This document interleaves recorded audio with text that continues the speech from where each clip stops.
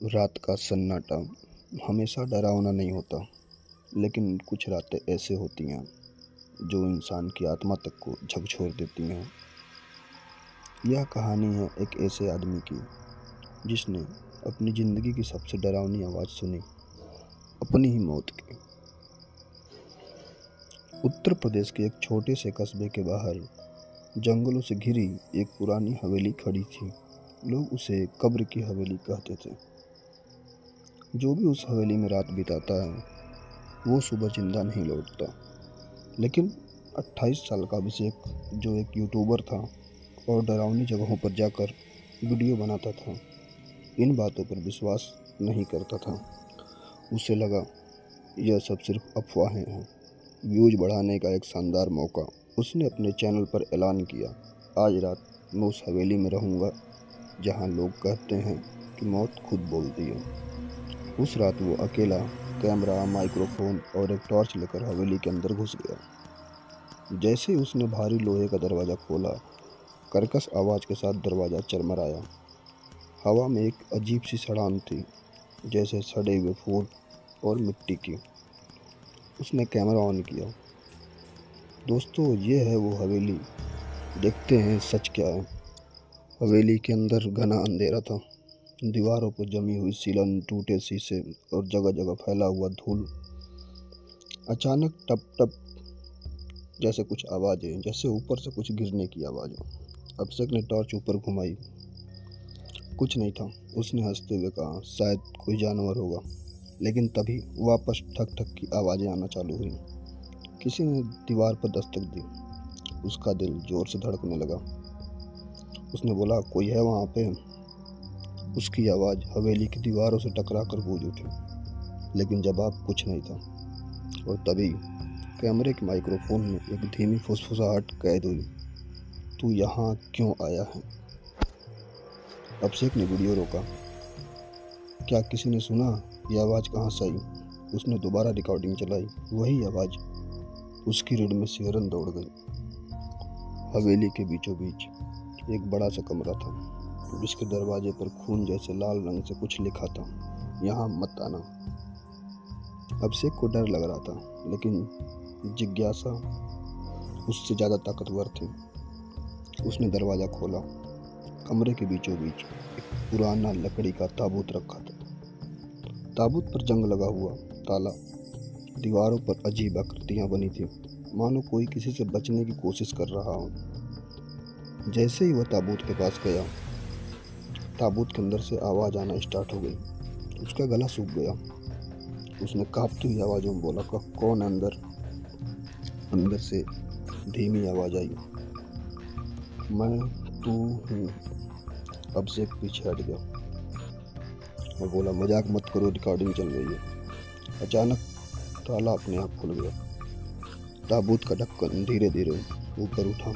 अंदर खाली, लेकिन ताबूत के अंदर की दीवारों पर नाखूनों के निशान थे, जैसे कोई बाहर निकलने की कोशिश कर रहा हो। रात के 2 बज गए थे। हवेली में अचानक बिजली चली गई। पूरा अंधेरा। अभिषेक ने टॉर्च ऑन किया, लेकिन टॉर्च टिमटिमाने लगी। और तभी पीछे से एक ठंडी सांस उसकी गर्दन पर पड़ी। वो मुड़कर देखने ही वाला था कि किसी ने उसके कान में कहा, अब तेरी बारी। वो चीख पड़ा। पीछे मुड़ा, कोई नहीं, लेकिन ज़मीन पर गीले पैरों के निशान बन रहे थे, जैसे कोई अदृश्य चीज़ चल रही हो। निशान उसे एक सीढ़ी की ओर ले जा रहे थे, जो हवेली के नीचे तहखाने में उतरती थी। सीढ़ियाँ बेहद पुरानी थीं। हर कदम पर लकड़ी चरमराती। तहखाने में घुसते ही एक सड़ान भरी हवा का झोंका आया। दीवारों पर पुराने अखबार चिपके थे। एक अखबार पर तारीख लिखी थी, 15 अगस्त 1998, और हेडलाइन थी, हवेली में सामूहिक हत्या, 7 लोग जिंदा दफन। अभिषेक का चेहरा सफ़ेद पड़ गया। उसने खबर पढ़नी शुरू की। इस हवेली के मालिक ने अपने पूरे परिवार और कुछ नौकरों को तहखाने में जिंदा दफन कर दिया था। कारण अभी तक अज्ञात है। हत्यारा अब तक लापता है। अचानक पीछे से आवाज़ आई, हम अभी भी यहीं पे हैं। अभिषेक मुड़ा। तहखाने की दीवार पर 7 परछाइयाँ उभरी हुई थीं। उनकी आंखें नहीं थीं, बस काले गड्ढे। उनके मुंह खुले हुए थे और चीख रहे हों, लेकिन आवाज़ नहीं निकल रही थी।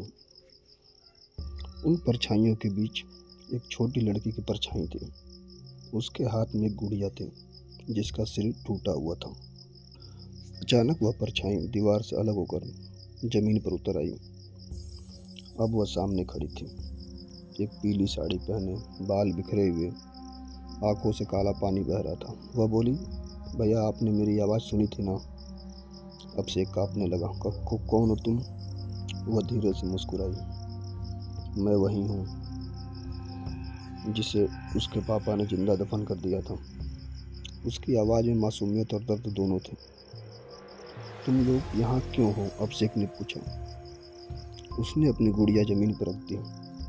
हम बाहर नहीं जा सकते जब तक कोई हमारी कहानी पूरी दुनिया को नहीं सुनाता। लड़की ने हाथ हिलाया और तहखाने की दीवार पर एक दृश्य उभर आया। वो दृश्य साल 1998 का था। हवेली के मालिक राजवीर सिंह एक अमीर लेकिन क्रूर आदमी था। उसने शक में अपनी पत्नी, बच्चों और नौकरों को तहखाने में बंद कर दिया था। लोग चीखते रहे, दया की भीख मांगते रहे, लेकिन उसने दीवार पर ईंटें चुनवा दी। जिंदा दफन। लड़की रो पड़ी। हम 3 दिन तक अंधेरे में तड़पते रहे। पानी नहीं, खाना नहीं, और फिर सब खामोश हो गया। अभिषेक की आंखों से आंसू बहने लगे। तो वो आवाज़, वह बोली, वो हमारी आखिरी सांसों की गूंज है जो हर इंसान को सुनाई देती है जो यहाँ रात बिताता है। लड़की ने अभिषेक की आंखों में देखा। अगर तुम यहाँ से जिंदा निकलना चाहते हो तो हमारी कहानी दुनिया को सुनानी होगी।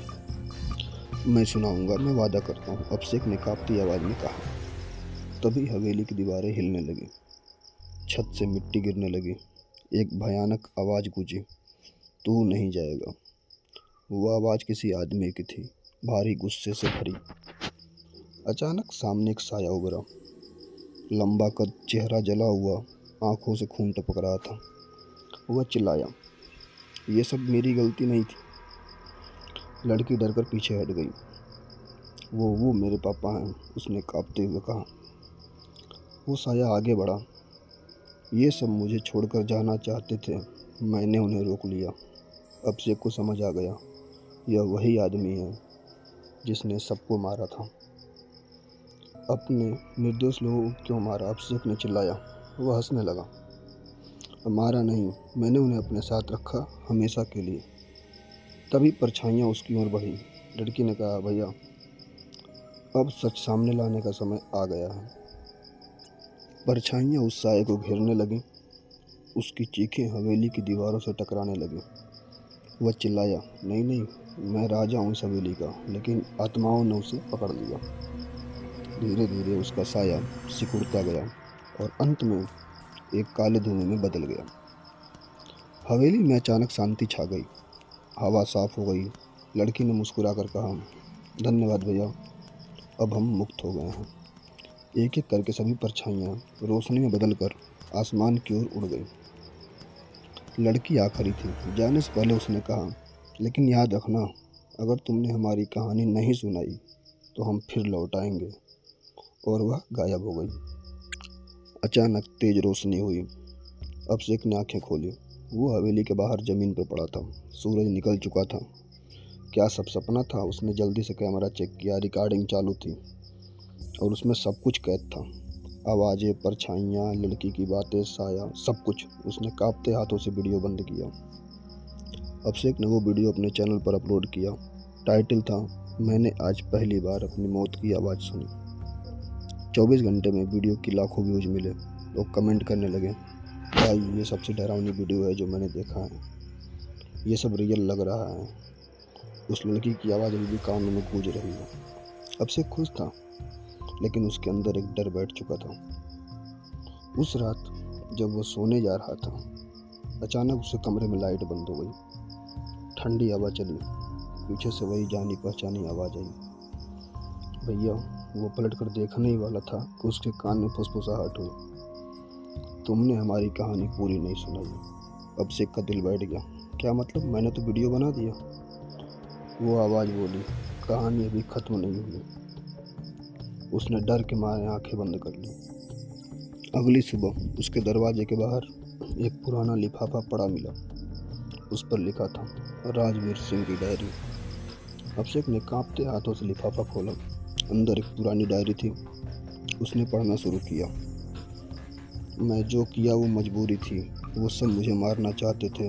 हवेली मेरा शरीर है और मैं इसकी आत्मा हूँ। अभिषेक को समझ आ गया, राजवीर सिंह की आत्मा अब भी हवेली से जुड़ी हुई है और जब तक उसकी पूरी सच्चाई सामने नहीं आएगी वह आत्माएं चैन से नहीं जाएंगी। अभिषेक ने तय किया, मुझे फिर उस हवेली में जाना होगा।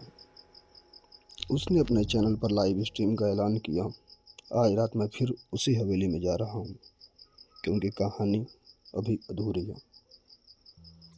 लाखों लोग लाइव देखने लगे। हवेली पहले से ज़्यादा डरावनी लग रही थी। पेड़ सूखे हुए थे। हवा में अजीब सी फुसफुसाहट थी। जैसे ही वह अंदर गया, दरवाज़ा अपने आप बंद हो गया। धड़ाम उसने कैमरे की ओर देखा।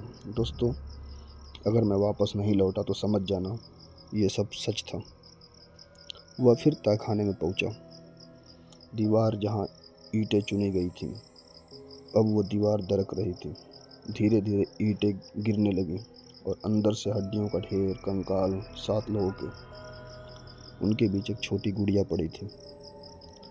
अचानक हवेली गूंज उठी, तू मुझे मारेगा नहीं, मैं ही इस जगह की मौत हूँ। राजवीर सिंह की आत्मा फिर प्रकट हुई, लेकिन इस बार उसका चेहरा साफ दिख रहा था। आंखों में पछतावा नहीं, बस घमंड। तुमने मेरी कहानी दुनिया को सुनाई, अब तुम्हें भी यही रहना होगा, उसने कहा। अभिषेक पीछे हटने लगा। तभी लड़की की आवाज़ गूंजी, भैया दीवार के पीछे देखो। अभिषेक ने दीवार की ओर देखा। वहाँ एक गुप्त कमरा था। उस कमरे में राजवीर सिंह का असली कंकाल पड़ा था और उसने गले में एक ताबीज लटका था। लड़की बोली, वो ताबीज ही उसे इस हवेली से बांधे हुए है। अगर वो ताबीज नष्ट हो जाए तो आत्मा भी खत्म हो जाएगी। अभिषेक ने डरते डरते आगे बढ़ा। राजवीर सिंह चिल्लाया, नहीं, उसे मत छूना। हवेली गिरने लगी, छत टूटने लगी, लेकिन अभिषेक ने हिम्मत की। उसने कंकाल के गले से ताबीज खींच लिया। जैसे ही ताबीज उसके हाथ में आया, राजवीर सिंह की आत्मा चीखने लगी। उसका शरीर धुएं में बदलने लगा। तू मुझे खत्म नहीं कर सकता, वो चिल्लाया। अभिषेक ने आंखें बंद करके ताबीज जमीन पर पटका। धड़ाम, ताबीज टूट गया। एक तेज रोशनी फैली।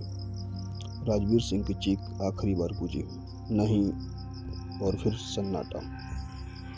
तहखाने में रोशनी फैल गई, हड्डियां चमकने लगी और फिर वो सभी आत्माएं फिर प्रकट हुई। लड़की मुस्कुराई, अब हम सच में मुक्त हैं, धन्यवाद। उसकी आंखों में काला पानी नहीं था, बस रोशनी थी। एक एक करके सभी आत्माएं आसमान की ओर चली गईं। आखिर में लड़की ने कहा, अब तुम्हें डरने की जरूरत नहीं है, और वह भी गायब हो गई।